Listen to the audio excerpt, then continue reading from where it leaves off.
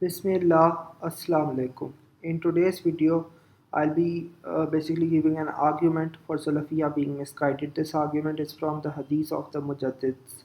Now, this is actually my favorite argument regarding for showing that Salafiyyah is misguided, and the reason being this is really simple and easy to understand.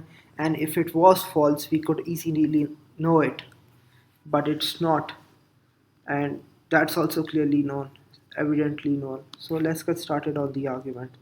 So here's the hadith regarding the Mujadids. Everyone knows this. I don't need to spend time on that. Here's the logic of the argument. Islam states that every 100 years a Mujadid is supposed to arrive who will revive Islam. The Mujaddids are highly praised by Prophet Muhammad sallallahu alaihi wasallam. This is something no one denies. Prophet Muhammad ﷺ would not be praising deviants. Hence, these mujaddids would have to have necessarily correct Sunni beliefs because Prophet Muhammad ﷺ would not be praising deviants. This is clear cut. Salafis do not have any candidates for mujaddids in many centuries. This is a fact, and I'll prove this in this video. Hence, some other belief other than Salafiyyah is necessarily correct and Salafiyyah is false. Now, just to address one early common contention in this regard, Salafis will claim we can't know with certainty who is a Mujaddid, who is not a Mujaddid. I agree 100%, but that does not address my argument. The problem for Salafiyyah is not that we don't know who is the Mujaddid. The problem for Salafiyyah is that Salafis don't even have any candidates for Mujadids. So it is impossible for there to be Salafi Mujadids in many centuries. This is the problem. Now, to show that a particular Mujaddid is Salafi, what is required? Three simple things. That Mujaddid basically needs to have the Salafi understanding of the attributes of Allah, meaning Mujassim tendencies and a negation of Tafweed. That Mujaddid needs to have the belief that there are three categories of Tawheed, because this is something Salafis insist on, right? That Mujaddid needs to have the belief that Mushriks had Tawheed in Rububiyyah. This is another of the main beliefs of Salafis, right? Which differentiates from Sunnis. So these beliefs are needed in a scholar for him to be a Mujaddid. And one more thing to add, a Mujaddid has to be alive at the end of a century. This is something everyone accepts. This is why Imam Ahmad and Imam Shafi are considered Mujaddids, but many other scholars from that time period are not. And this is why everyone agrees that Umar bin Abdul Aziz Rahmatullah alayh was a Mujaddid. This is something everyone agrees upon for this very reason, that Mujaddids have to arrive at the end of a century. This is something everyone agrees with. So keep this in mind. So here's a list provided by Salafis themselves for their candidates of Mujaddids in each century, right? Basically 2nd century Umar bin Abdul Aziz Rahmatullah alayh, 3rd century Imam Ahmad and Imam Shafi. So in this video I won't be touching on these two centuries, because I'll make a specific video to show that Salafi beliefs are absent in the Salaf. So right now I'm not going to be talking about these two. I'll start from 4th century onwards and from the scholars from Imam Ibn Khuzaymah and Imam Tabari onwards. Keep this in mind. So here are some candidates before I go further that were ruled out. All these 5 scholars were ruled out for the very simple reason that they were not alive at the end of a century. Plus Imam Safarini and Imam Abdul Baqi al-Mawahibi both do istighasa, they are reference for this. So according to Salafis they would have to be mushrik. Keep this in mind. And the above three scholars, Imam Ibn Muflih, Imam Ibn Rajab and Imam Ibn Kathir, all of them do tafweed. I'll link references for this as well. What are the candidates I'm granting Salafis? Because they do have Mujaddid in some centuries. I'm granting Abdullah Ansari, I'm granting Ibn Taymiyyah and Ibn al-Qayyim. Only one of these can be a Mujaddid, or even if they both are, that doesn't solve the Salafi problems, because they are only alive at one end of a century. So this doesn't solve the Salafi problem. And al-Maqdisi, who was alive in the century after Ibn Taymiyyah. So basically, Salafis are Mujadid for 5th century.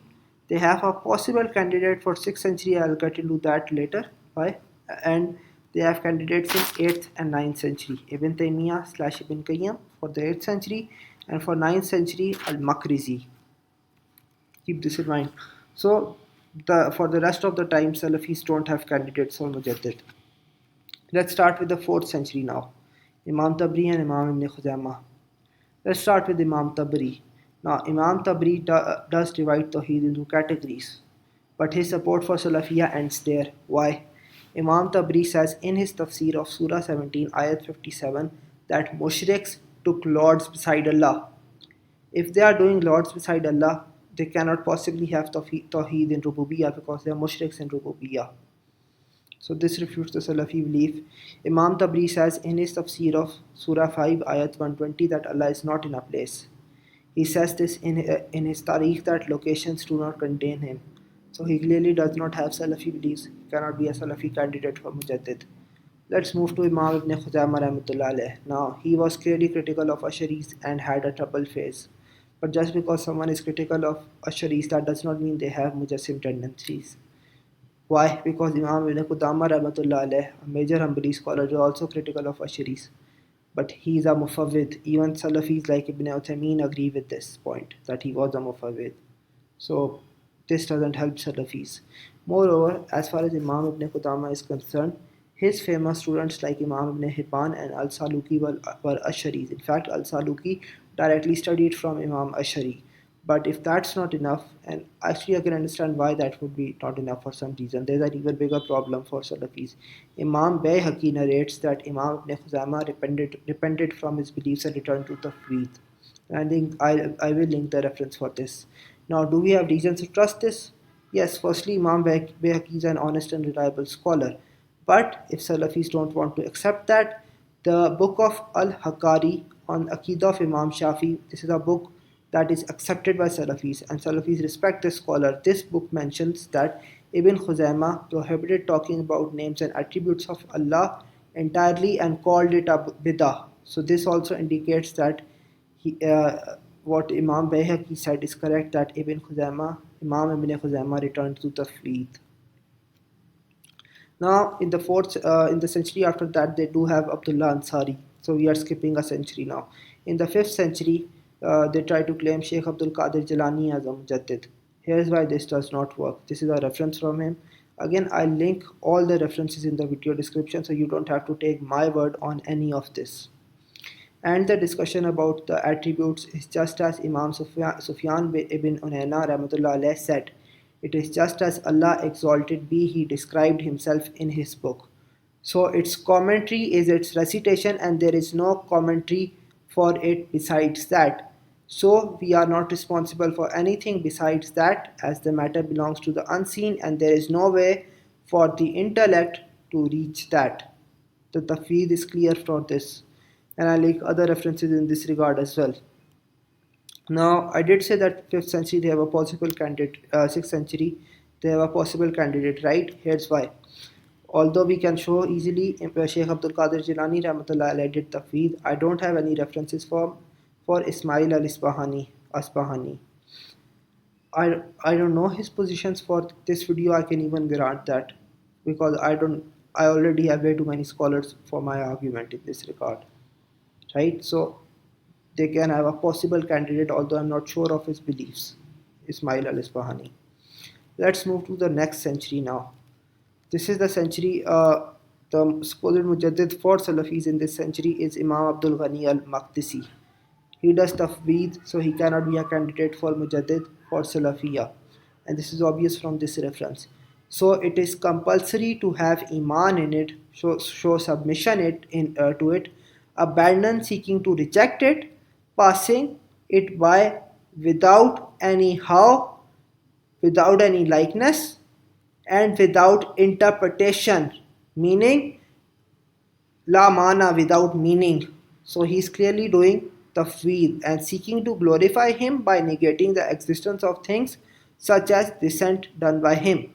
The point about interpretation, which is mana, is clear to show that Imam Abdul Ghani al-Maqdisi is a mufawwid.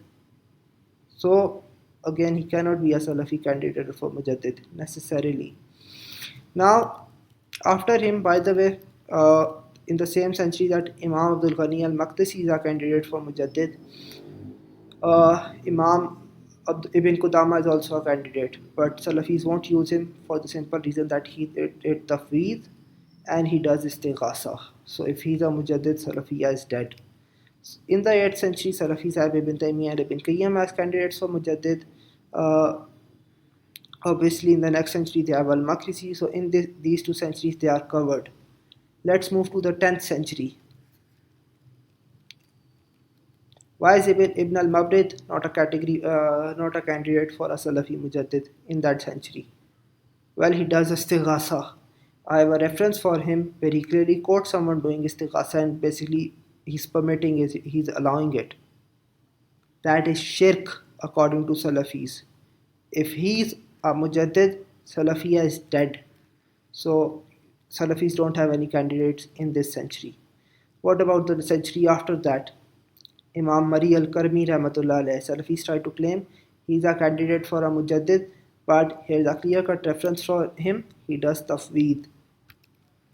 Not only does he do tafweed, he also does istighasa. He highly praises the Ottomans. This is well known, and there's even a reference on Twitter. I've seen it and I've used it in debates before, but since my accounts were suspended, I have lost it. It's there on Twitter. Imam Mari al-Karmi said Sultan Muhammad al-Fateh is the conqueror of Constantinople that is mentioned in the Hadith. If Imam Mari al-Karmi is a Mujaddid for Salafis, then Salafiyyah is dead. There is literally no way around this. Now, in this century, Salafis also try to bring Imam Abdul Baqi al-Muwahibi as a candidate for Mujaddid.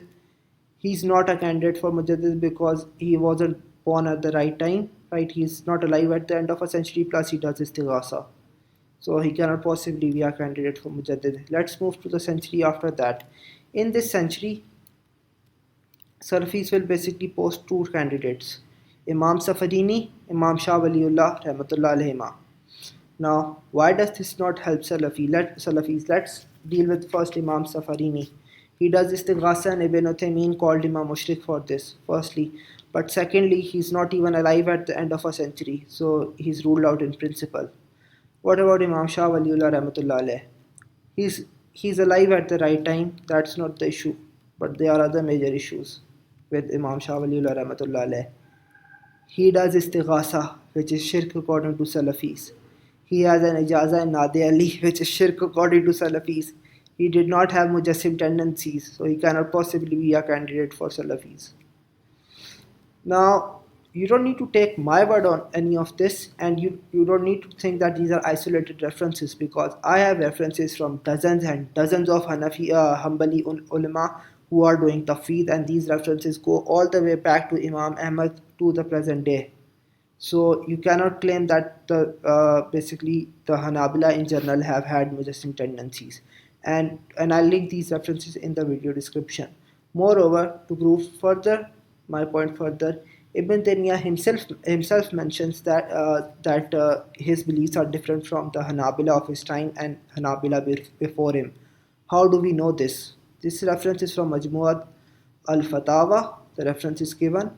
However, the issue of visitation to the grave of Prophet ﷺ and other issues beside these have emanated from the later scholars, mutaakhirun, and there's a lot of confusion therein. At first, even myself and others were upon the way of our forefathers in this. We used to advocate the doctrine of the innovators, meaning his contemporaries and his forefathers are innovators. Keep this in mind. Then when it became clear to us what the Messenger ﷺ has brought, the matter became one of either following what Allah has revealed or following what we found our forefathers upon, and what was necessary is following the Messenger ﷺ. So basically the point I am making is confirmed from statements of Ibn Taymiyyah as well.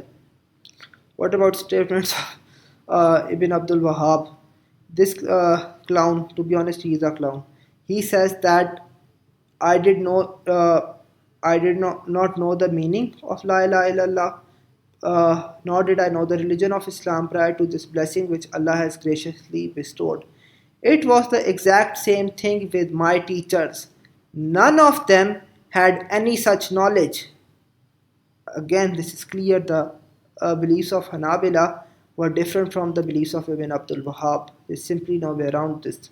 In conclusion, I think this is a clearly testable, clear cut, simple, and powerful argument to show that Salafi are misguided. And to falsify my argument, you just need to bring Mujadids from particular centuries. But Salafis cannot do that. And honestly, it's clear cut. Why?